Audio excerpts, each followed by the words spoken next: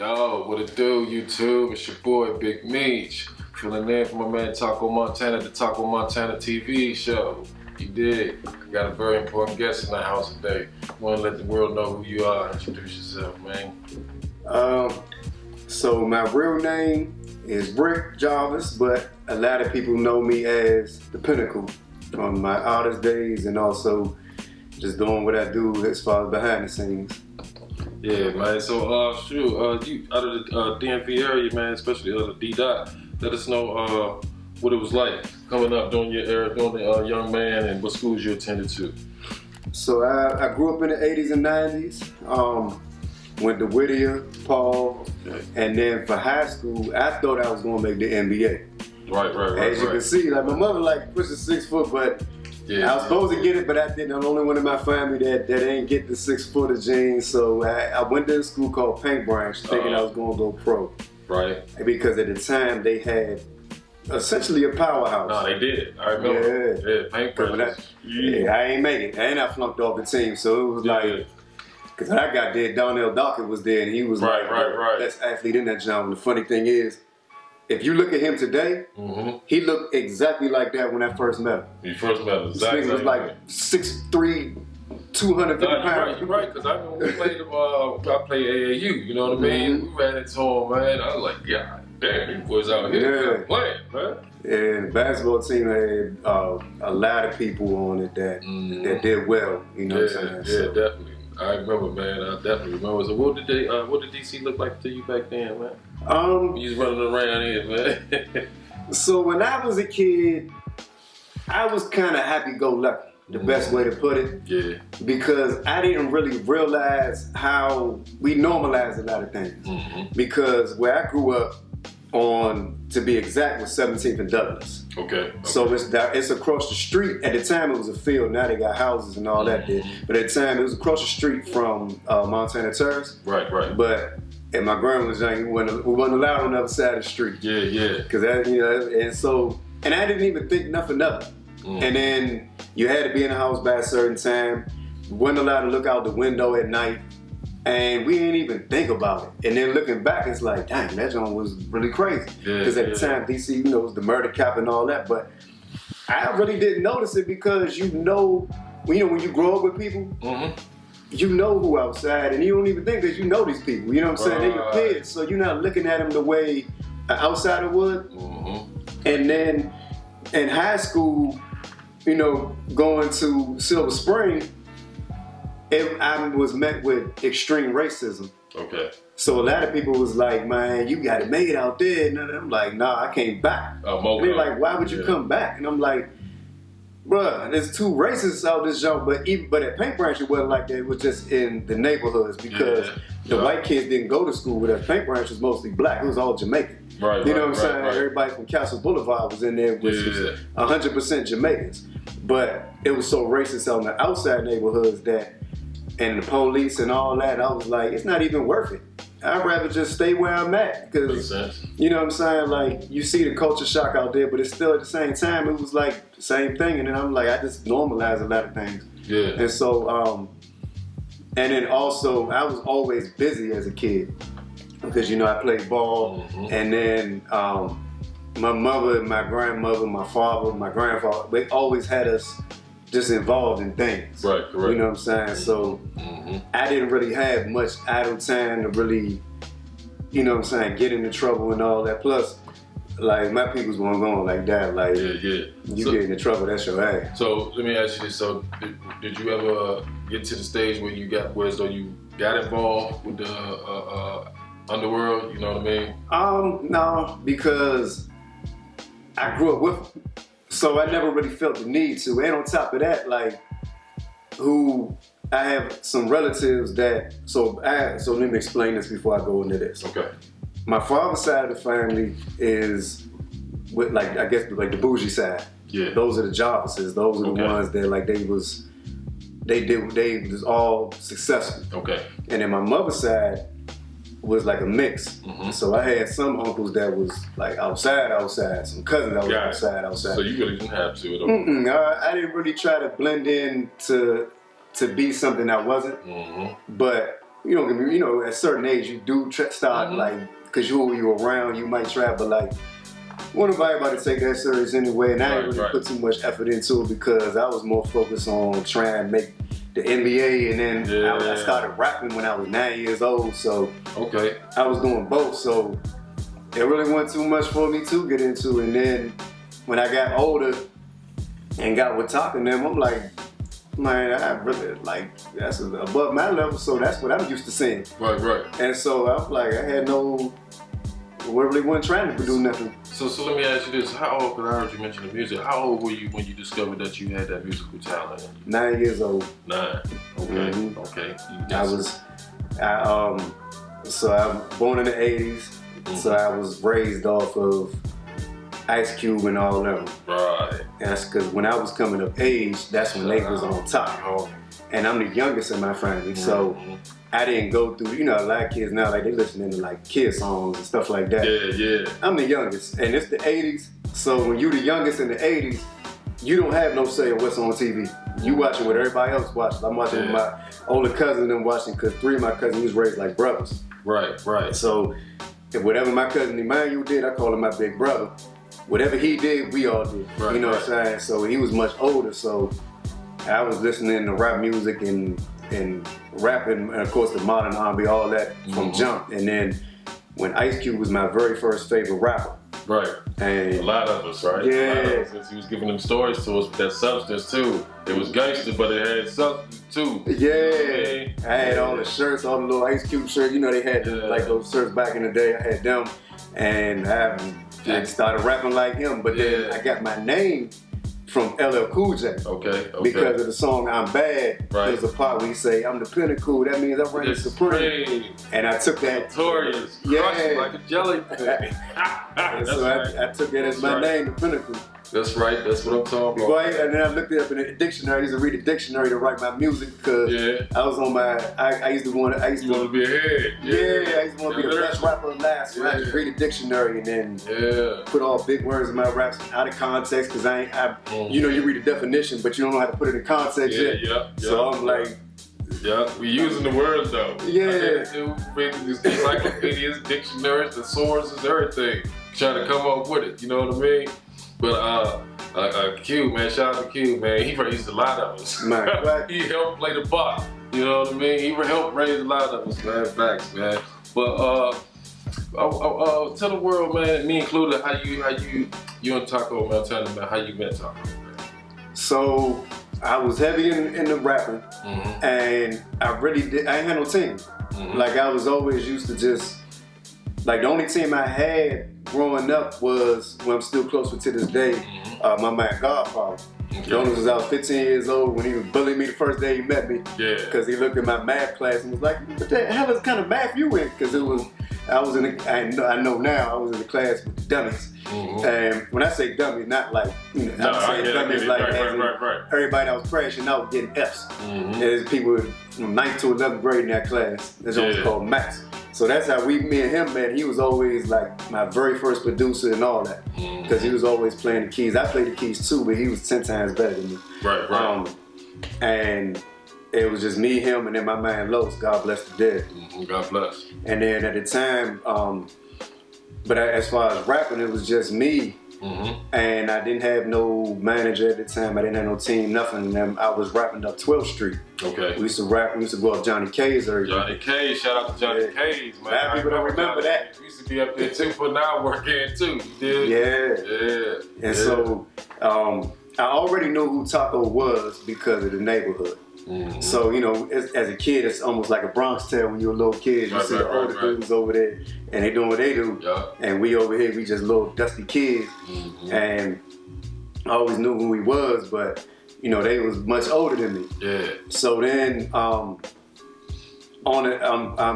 rapping up there every week, and then after I had finished rapping, so I went up to, you know what I'm saying, like introduced myself to him because he had his team also. And I tried to show love to everybody. And he had dapped me up and was like, man, I love what you're doing, and you from the neighborhood.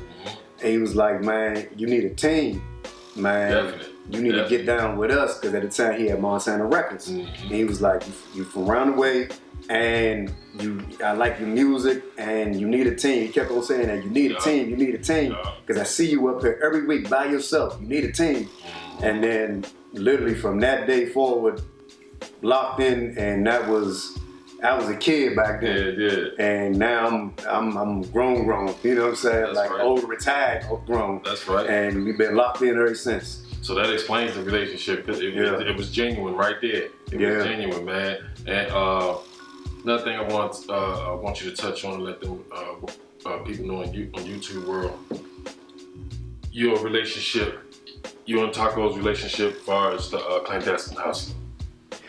So here's the funny story.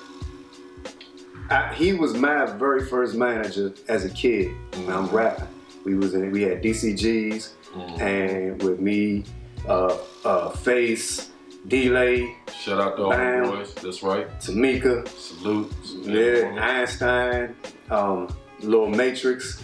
So we had our group, and he was my first manager. Right. And then over the years, like when we walked away from the music and all that, we still stayed tight. Then there was, as you know, there's a lot of people interviewing people who was outside back in the day, in the 80s. Right.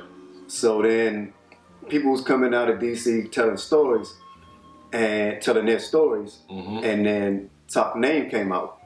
So then people came calling, and me and him was talking about it, and he was like, you know what? I want you to be my manager.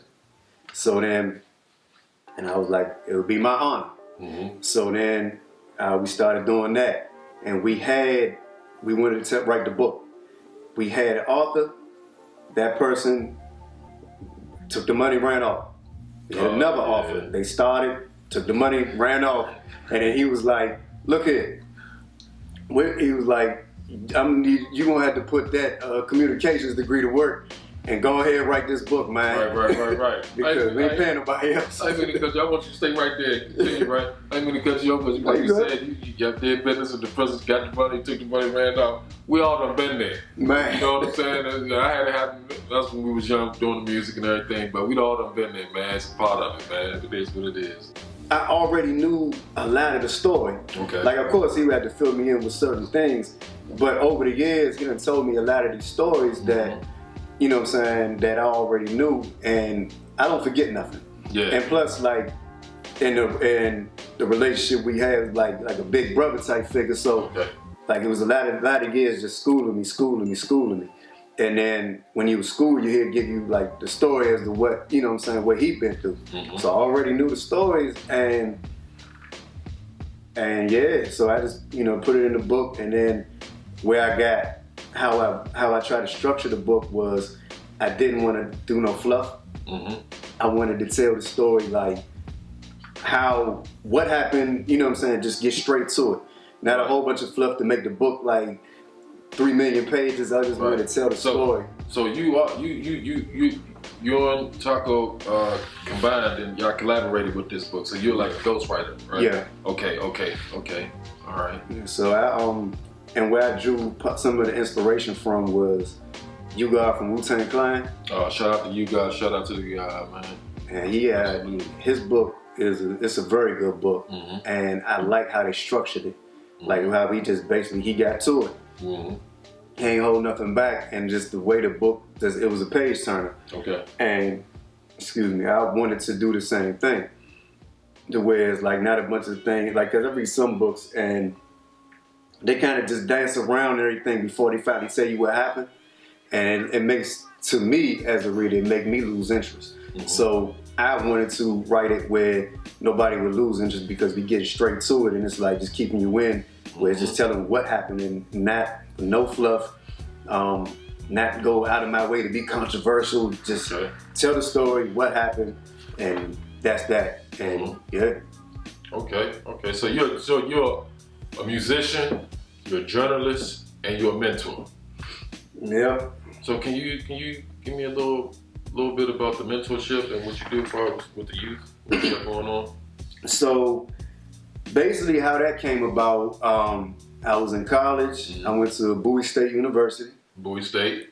Best 7 years of my life. I was fudged from how I learned it. I stayed in there for a long time, but I had to finish because my father was like, I mean, you flunk out if you want, but if you do, you go into the Marine Corps. Right. And I wasn't trying to be Full Metal Jacket. So man, I was just ordered the class to stay in the jacket. Right, right. But while I was in there, after my first senior year, I got my own apartment and I had a job, because at the time my aunt was the assistant principal at Paul. And so I went back as a mentor / tutor after school.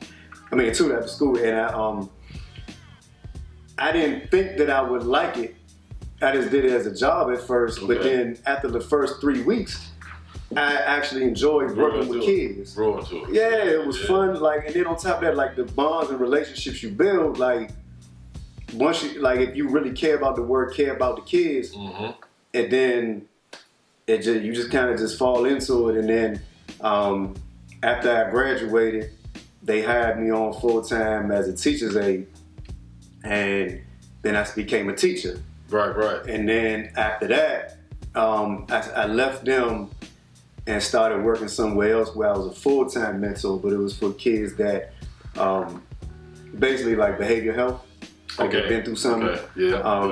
And then I did that for like 4.5 years, and I really loved it. And then I'm still tight with most of them to this day, from the years teaching to the years that I was doing the mentoring. I'm still tight with a lot of them to this day.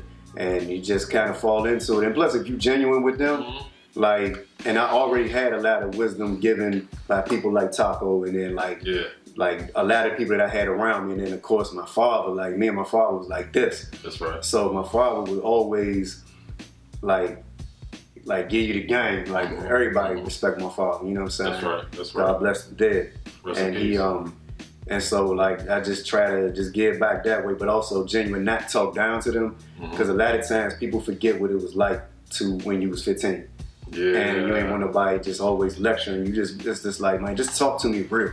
Right. You know what I'm saying? And then also, just be straight up with it. And then I just stayed in this line of work, and I took that, went and I ended up working with adults for a little bit. So for adults, it was for this nonprofit that helped people that was on papers find jobs.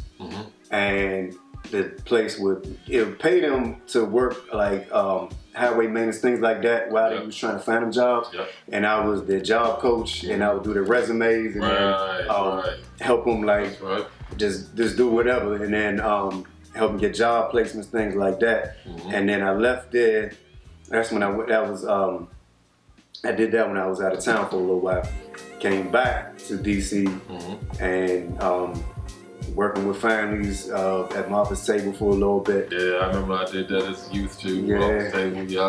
We had some of the same travels. You know what I mean? That's right. That's because you know DC is if you from DC proper, like it's a very small community. And then from there, now I work with kids. Our program is placed in certain high schools and junior high schools. And so I basically help them try to reach all their goals. You know what I'm saying? And I love doing it. And they got basketball games. I try to go to all of them, like just because if they're involved in something, I want to show a lot of support, because idle time is the devil's playground. And if they lose that focus, then, and if they feel nobody like, man, I'm doing all this, nobody care, like they're gonna lose focus. It's easy. And I'm not saying I'm perfect or make me great or nothing like that, because I haven't been able to reach everybody. You know what I'm saying? But I love doing what I do, and I've been in this for some years now. How many years? This specific agency, I've been in there going on 4. Okay. But how long have you been doing you as Pinnacle, the mentor, and your music? How long have you been doing that? How many years you? The better part of 20 years. There you go, right there. I heard it right there.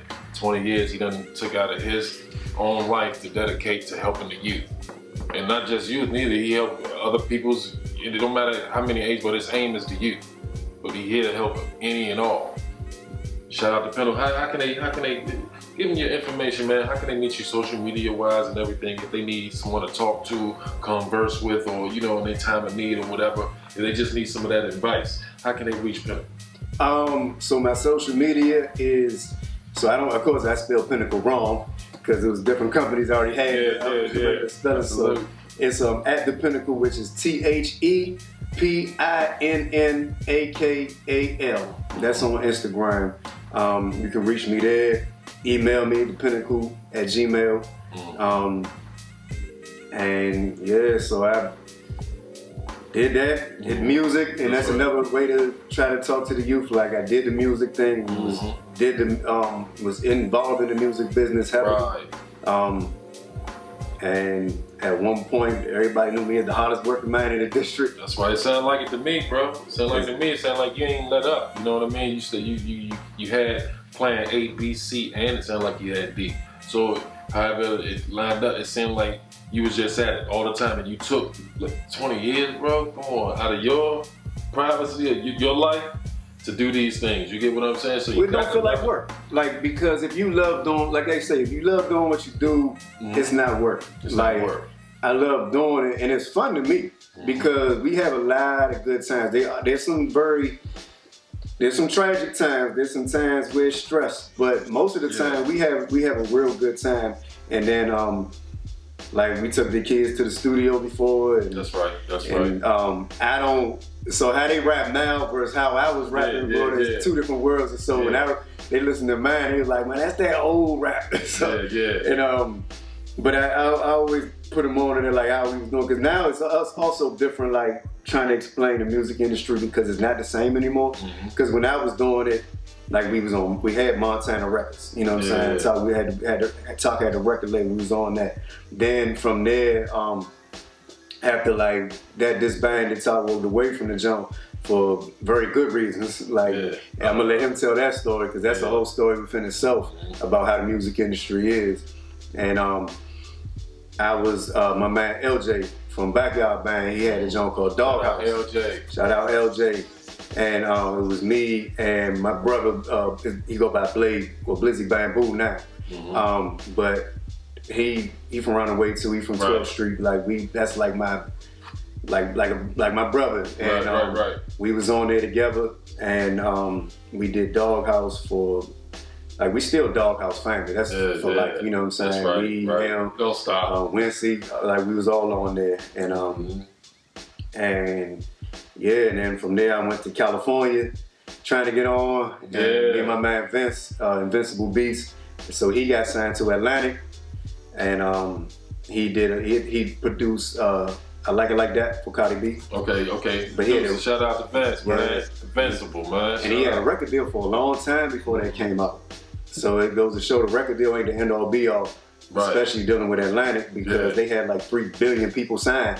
So you just got to get in where you fit in and do the work yourself now because they not gonna do it. They don't do no artist development. They don't do nothing. They just sit back and collect a check with what you do. It's on you. Yeah. It's on you. And so Vince would be at it every day, like, and his A&R would be like, make this. And I had him in the lab all day, every day. All day, every day. See, that's kind of like the same with us, man. But we already in there all day, every day. Yeah. So we like, this is already what we do. Like what we do already. You know what I mean? This is write the checks, keep the checks coming. You know what I mean? Because if it's really what you want to do and you really want to make it, then you can't dive so much into your social life because that's how I seen a lot of people crash out and just not make it because they wanted to have fun. They want to party, we gonna go smoke, we about to get these girls and go over here and party and all that. Hold on to that. And it's like, man, you gotta work if you want to make it. Otherwise, you're just gonna be on the block forever. And you know what I found myself through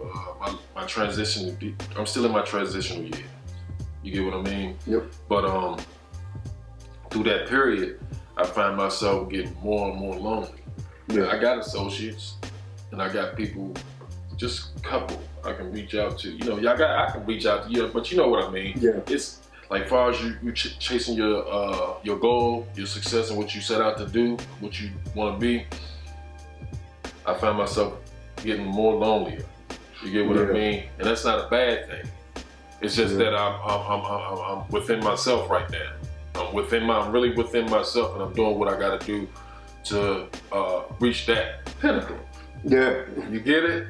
Yeah. In my life, so you get it? So I'm alone. I have to be alone to do those things. I can't be agitated. I can't be pulled from different angles. I can't involve myself in different things. You get what I mean? Right. You can only be around like-minded people who had that same hustle, like where I can go like this. If I'm in the studio, you ask anybody that's ever recorded me, I can give you an album in a day if I really wanted to. Right, if I had like the resources to do so. Yeah. Like because like you gotta go in there prepared, like one take, done. You know what I'm saying? Like a lot of people, they gotta keep starting over because you're not prepared. Not prepared. Like you gotta be ready. Sometimes half the time, I didn't mean to cut you off. No, you good. Half the time it don't really be in them. Yeah, you gotta really live it. The dudes that woke up over the bed or look on social media and be like, well, I'm gonna try this. Yeah, like back in the day, they saw 8 Mile and they're like, something, you know what I mean? It's like, man, I was doing this in the early 90s. Exactly, man. I came out mom's womb. What's that? I put it in, man. Yeah, and like, you feel me? And that's why like now everybody that's in my circle is like-minded people. Like even when I was in the go-go music, you know what I'm saying? My very first band, like my man Phil. Feel the future. Shout out to Phil, my brother. God bless the dead. Rest in peace, good brother. God bless my brother Phil. Feel the future. You know, this is home. This is home right here. You know what I mean? Shout out Dro Boys. Shout out to the upper half of the family, Moolah Dro. You did. I went to high school with Dro Boys, man. That was shout out to Dro Boys. Yeah, they good people right there. I told you, everybody went to high school with, straight from Jamaica. You know what I'm saying? And with Phil, we always knew Phil was gonna be somebody, because even in the band, we used to joke and be like, oh, you David Ruffin. Because he had that that charisma. He just walked in and and Phil single-handedly, of all the people in the band, and everybody that know Phil know this. So, and plus I got in the band, my man Ronnie. Shout out my man Spook. I was a keyboard player. Phil, we all had our, you bring people to the show or whatever. Right. Phil could pack out a show by his damn self when he was 18 years old. Bro. Everybody loved Phil. Like, listen, man. Man, when he passed away, my man Kemp said it best. The world just got less cool, man. Phil, one of the coolest dudes you ever want to meet. Bro, and Phil would pack any building. Man, by his damn building. To help, not just for his venue or nothing, to help your venue or whoever else venue you want him there. You need the Beezy's there. Oh, he gonna, call Phil, and it's gonna get done. Look at this video. Phil, man. The Dope Moves video. Man, there was like 3 billion people over there, and it wasn't like, because with some artists, and I'm not taking shots at anybody. I'm not taking shots at nobody when I say this, but you got a lot of artists where their management or the label would pay certain people to be around them for their image or whatever. This is not this one. Man, Joe Wilder is still brothers and cousins and all that. Like, they all known each other from the womb. Like, these ain't people that, you gotta, I need y'all to go. Nah.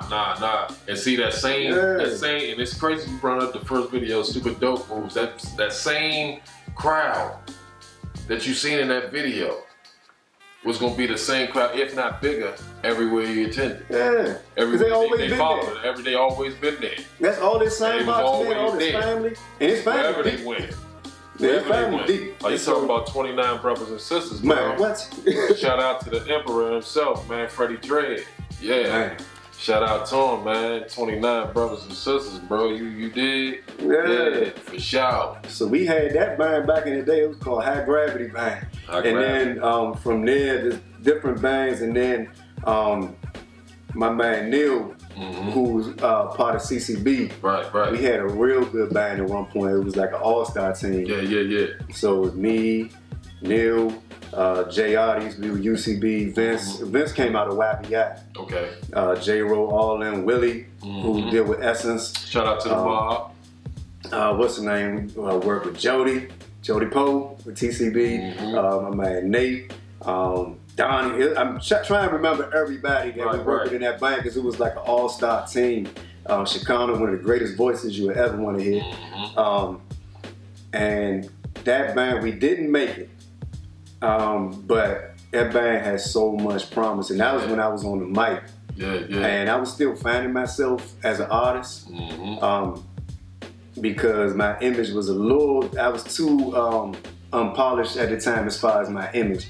Musically, artist development. Yeah, like I had a lot, but it was certain things I didn't have at the time that I have now. But now I'm, pretty much retired. I just do it for the love now. But that band did not make it. But we, I'm still tight with, like me and Neil. We still tight to this day. That's like my brother. Like, mention this. I just had to mention, like yourself, Phil, The Future, Wale. No, Wale too. Rock Mikey. That's my man. We had a group back in the day too. Out of the bands, you did. Yeah. You feel me? Me and Mike had a little crew back in the day too. Rock Mikey, man. Shout out, family, shout out. Man. It's family, Mike. Man. You did. Me and my man Lunatic, we had a little joint. We was working on a little collaboration joint, and so Lunatic now is known. He goes by his real name because he blew up in a different way. His name is Kid Games. Okay. So he does a lot on YouTube, Instagram, and all that, like, cause he's a therapist by trade. So he done been on Oprah and all that, and he does a lot with his wife and his family, and still the same dude I knew when he grew up around 37.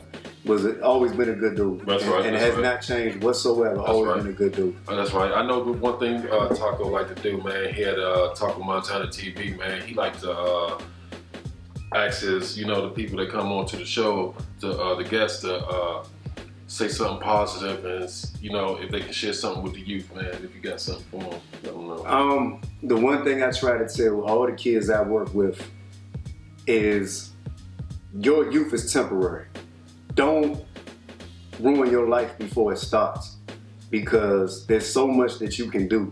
You know what I'm saying? And you crashing out for a neighborhood when I'm gonna tell you, all them dudes you crashing out for, you're not even gonna be cool with them when y'all in your 20s. You know why? Because everybody that claim they street and all that, 99% of them will tell on you. Because when they get in that room and they looking at that time, because you ever notice there's a lot of people, they talk all this street, and they don't be in jail that long. And they be right back, and people be celebrating them, and it's like, you don't realize what they gave up to get back out. Because the people that don't give up nothing, they do real time. You know what I'm saying? And from that aspect, and on top of that, if you start doing better, a lot of people will start hating on you.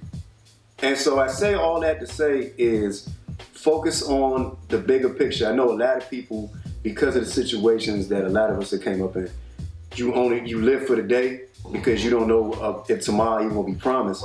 But you gotta think for the future, and you gotta manifest your future. Because you can get whatever you want. You can live a happy life. You know what I'm saying? You're gonna always face, of course, tragedy and all that, but do not ruin your life before it stops. Exactly. Just like that, YouTube. Y'all, all the new viewers, y'all make sure y'all like, share, subscribe, and follow TacoMontanaTV, Sling TV, The Truckers Club, Lucchini City, Slingshots and Exotic. And y'all follow my man, Pinnakal. You dig? And just like that, we out. We out.